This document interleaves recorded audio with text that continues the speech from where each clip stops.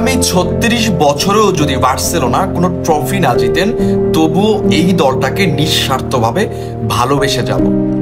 আমরা এতটা স্বার্থপর হইনি যে আমরা এত সহজেই আমাদের রূপকথার নায়কদেরকে ভুলে যাব। আমরা এতটা স্বার্থপর হইনি যে আমরা আমাদের সোনালী দিনগুলোকে এত সহজে ভুলে যেতে পারি।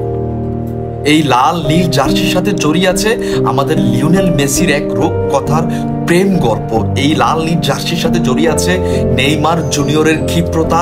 এই লাল নীল জার্সির সাথে জড়িয়ে আছে লুইস সুয়ারেজের হার না মানার মানসিকতা। এই লাল নীল জার্সিতে জড়িয়ে আছে জাভি ইনিয়েস্তার অদম্য সাহসিকতা।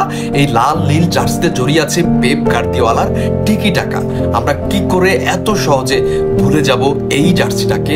আমরা কি করে এত সহজে ভুলে যেতে পারি এই বার্সেলোনাকে, এই মোর দ্যান এ ক্লাবকে, এই বিস্কা বার্সা, এই বিস্কা কাতালোনিয়াকে?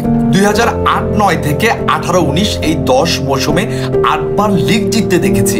নিজের আইডলকে বিশ্ব সেরা হতে দেখেছি এই ক্লাব থেকে। কিভাবে ভুলে যাব এই লাল নীল জার্সিকে? কিভাবে ভুলে যাব এই ক্লাব এফসি বার্সেলোনাকে?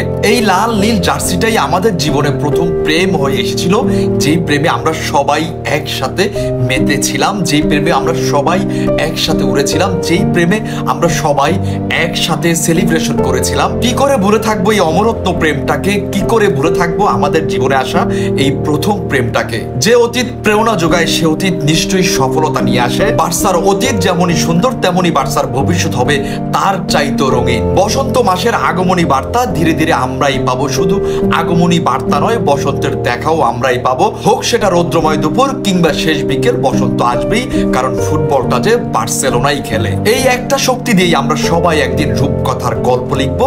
আমরা বার্সা সমর্থকরা। বিস্কা বার্সা, বিস্কা কাতালোনিয়া।